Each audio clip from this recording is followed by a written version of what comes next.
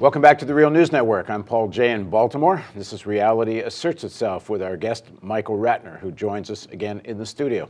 Thanks for joining us again, Michael. Always good to be with you, Paul. So Michael, one more time, is President Emeritus of the Center for Constitutional Rights in New York. He's a board member of the Real News Network, and he's the American lawyer for WikiLeaks and Julian Assange. And if you want to know more about Michael, there's lots of biography down below, but most importantly, this whole series of interviews is about Michael's life, so just watch it.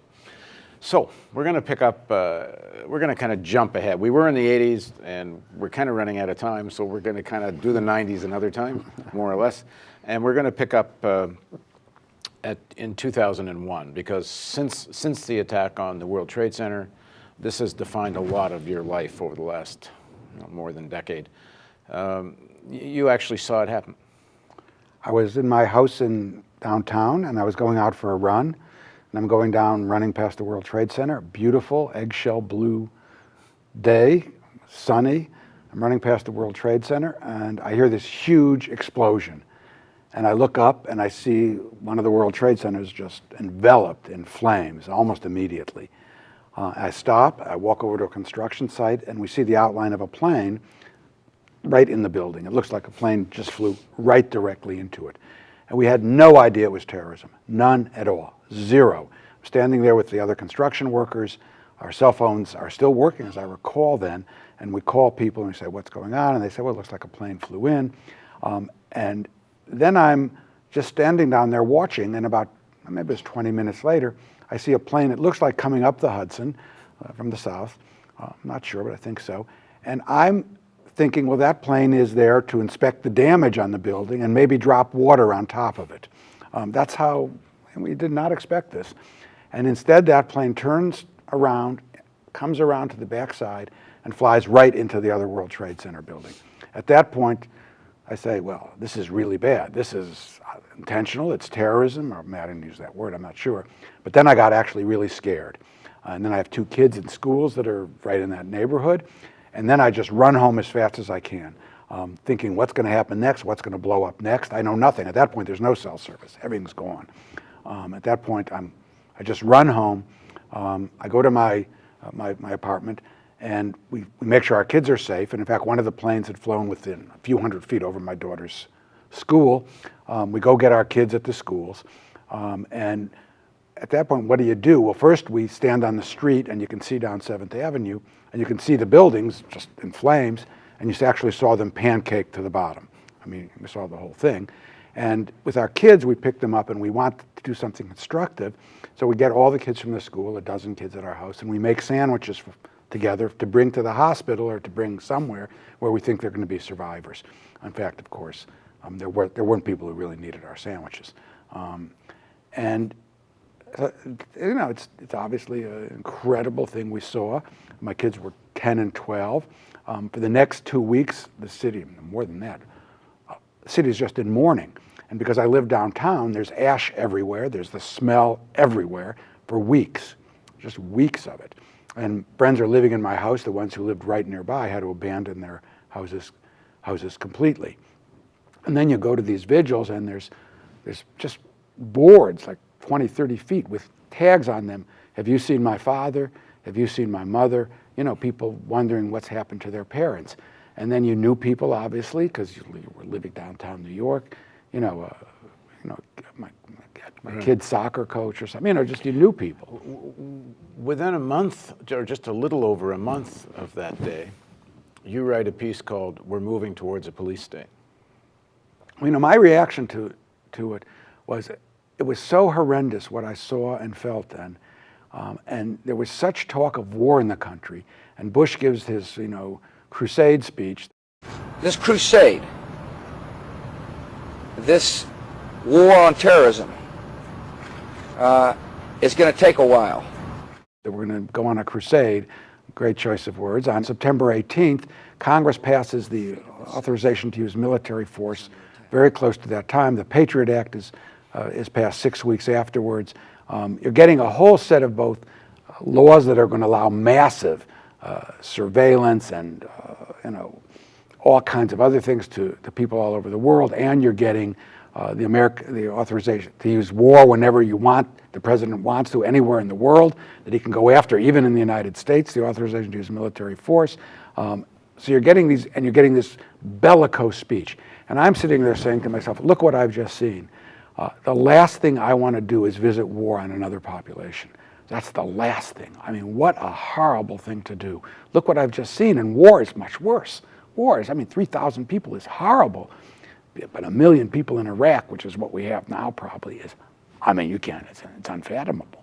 So I'm sitting there saying, I don't want a war. This should be treated as a crime, and we should find out who the perpetrators are, get them arrested, and get them tried. And then, of course, there's no context as to why it happened. You couldn't even ask, and I remember Susan Sontag wrote something about why, and she basically was drummed out of the world, practically. So you couldn't even speak up. But I'm looking at it, and here I am. I've had this long history, obviously, of protecting civil rights and civil liberties, and I understand something about context, although people knew nothing about being a Muslim then, anybody, even sophisticated people, just nothing. This is a blank. The FBI, I think, had 2 Arabic translators. The whole thing is like, as if this, whatever. So I'm looking at it and saying, look at this repression that's coming down on us. We're basically building a police state here. We're going to be allowing basically unauthorized wiretapping, which we didn't even know about the warrantless wiretapping. What they already had done was so bad that we came out against it. Immigration, we had clients picked up all over the city. Muslims, because you were between a certain age from certain countries, they would just be jailing you. And then they'd checkerboard you around various jails and you couldn't find your clients. We got calls from mothers, fathers, sisters, brothers. Where's my son? Where's my son? Hundreds of those people picked up all over and beaten and put in those 3-piece chain suits, beaten, done nothing, zero, nothing wrong. They were Muslim of a certain age from the wrong country. Then a program to fingerprint and question every single Muslim between the 18 and 35 in the country who was here on an immigrant visa. Every single one. So it was really strong. And then the wars. First, obviously, the bombing of Afghanistan. And that was interestingly tricky because I opposed the war, completely opposed the war. Apart from there being some negotiations with the Taliban and turning over bin Laden and international court, I just thought it was going to be hundreds of thousands killed or tens of thousands killed. And interestingly, some people who were normally anti-war didn't oppose it. They were so appalled by 9/11 that they actually left their reason and their understanding of who this country is, they left it in the ditch somewhere. And I actually had some debates with people who by the end they realized that I was right, not even before the war. But it was a serious moment to come out against that war. And a lot of good people, unfortunately, supported that war. But so there was the Afghan war, which we're still seeing today. A country that's destroyed that now has, the highest opium production in the world, highest. So I'm sitting there, I write these articles, I start doing that. Very little is picked up on it, very few allies. And then on November 14th, 2001, President Bush issues what's called Military Order Number 1. That's the Guantanamo order. That's the one that says, I'm the president, we can pick up people anywhere in the world, at that point non-citizens, now citizens, anywhere in the world, and we can hold them forever. And if we try them, they're going to be tried in special military commissions.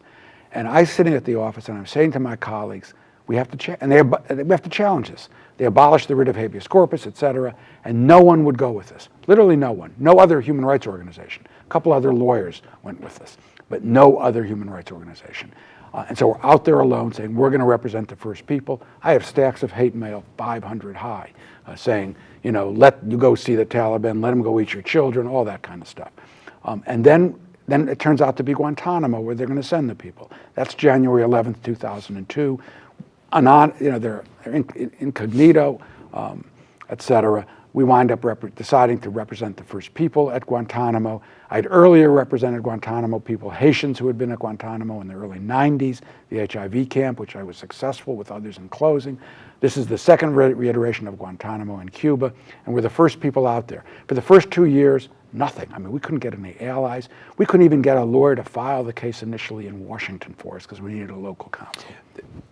We have talked about this period quite a bit in other interviews, and we're going to have a whole page you can get to see of all of Michael's interviews. So we've done a lot of detail on post 9/11, Patriot Act, Guantanamo. Drones, everything. We've done all that stuff. So torture, we've done millions of we're it. kind of running out of time. Right, So so I kind of let's- want to ask you a big picture question. Okay. You have been fighting in many fronts, but your primary front has been fighting on the legal front, in courts.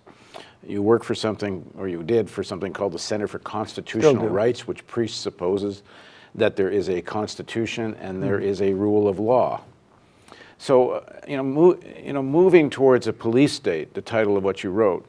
I mean, in a police state, you don't have a rule of law. You have straight arbitrary power. I mean, there may be some laws, but they don't have much to do with any constitutional rights. To what extent is this still a country where there is a rule of law based on a constitution with rights? I know there's somewhere, I guess you have a poll which is like some kind of Hitlerite police state where there are no rights. At some point you have, some people would call it democracy, some people might call it a bourgeois democracy, but still there is constitutional rights and you can go to court and win some cases. Where are we on this? Let me just say, underlying the philosophy of the Center for Constitutional Rights and my own is that social change happens through activism, and that the role of lawyers like me in general, there's some exceptions, in general is to support social movements. So it's supporting the anti-war movement in Central America. In the Guantanamo case, it was a little different because we didn't have a social movement.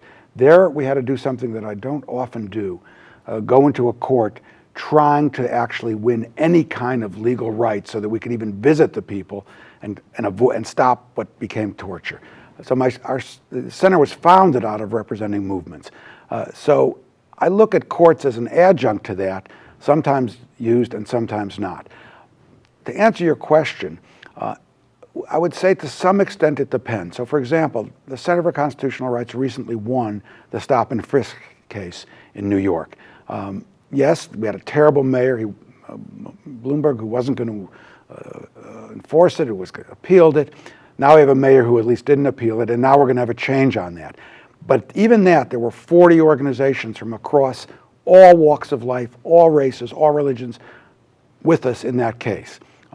Grassroots organizations doing the work. The lawsuit became the way in which we could translate that into a victory ultimately. But to answer your question, on that kind of constitutional right, we're not at the end of the road yet. We did a similar case we won against the New York City Fire Department for discrimination. It had 3% blacks in a city that's 30%, 25% black. I mean, incredible in New York. This is like racist to the core.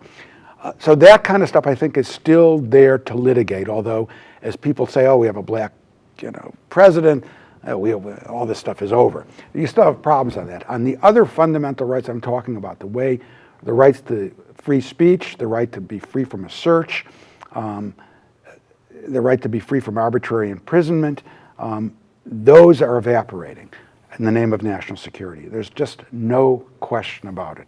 Those we don't win anymore. We won a theoretical right to get people out of Guantanamo, for example, by testing their detentions in court. But the courts have never actually, or with one exception, ever ordered the release of anybody from Guantanamo, because they'll give us the theoretical, oh yeah, you have a right to go to court, but you're not going to give it to you. Recently, the court just held we have a right to challenge people's conditions at Guantanamo that they live under. For 12 years, we haven't had that right. All of a sudden, they gave us that right, 12 years later. The first condition we challenged was the forced feeding of people at Guantanamo on a hunger strike, strapped into a chair, tubes down the nose, the whole business. And the court said, well, that's okay. So the answer is that I think on the fundamental rights of our security, of our constitutional security, I think those have evaporated to a large extent. And they seem to be creating the legal framework, which they're not, as far as I know, really using yet, but a legal framework for a full-fledged police state. The NDAA amendment, which allows the Army to actually arrest people, for having some kind of association with terrorism. It seems pretty vague, what they have to prove to do that. Well, that coupled with the national surveillance state. I mean, everything we say and do, every association I have, if and when there's ever another Occupy Wall Street or Occupy this or a revolution in the streets, they know it cold. They pick people up cold. No, we have the making, certainly the framework is there, for imposing very heavy measures against citizens and people in this country. The media, which, like, if you follow the New York Times and some of the other conventional media, they will do a story on the NSA spying. They will pick pieces of the surveillance state. But in terms of the media, people understanding the extent to which this legal framework has been created, the shift away from constitutional rights, the media seems to just either blindly go along with this, is afraid to stick their neck out and say anything. The debate over that NDAA amendment was mostly in the independent alternative press. The mainstream media barely talked about what, to me, is one of the more dramatic pieces of legislation that's been passed in a long time. Yeah, no, the media has been terrible on this issue and not taking on what I consider to be the big issues. So right now, as you said, I'm representing WikiLeaks and Julian Assange, and I've done a lot of interviews for you about that. But on this whole issue of surveillance, on what the state can do to pick people up, on arbitrary detention, I think we're at a real crucial turning point. I mean, I look at Snowden or Julian or Jeremy Hammond, who's in for the Stratfor hacks, or Barrett Brown, or Sarah Harrison, who's sitting in Berlin, who took Snowden from Hong Kong to Moscow. That we're at the verge of deciding what's going to happen in the future. Is it going to be a state in which the government, from a vertical point of view, controls the internet completely, controls our information completely, and knows everything about our lives? Or are we going to be able to make it more horizontal, where we can actually have some kind of democracy? And I think these people, in my view, are heroes because they're taking on the state much like people took on the state in the 60s. And I do a comparison with that. And the state is repressing them much like they did in the 60s, and passing laws to make sure that they can't do that. But the press has just been, as you said, I think, piecemeal in a terrible way.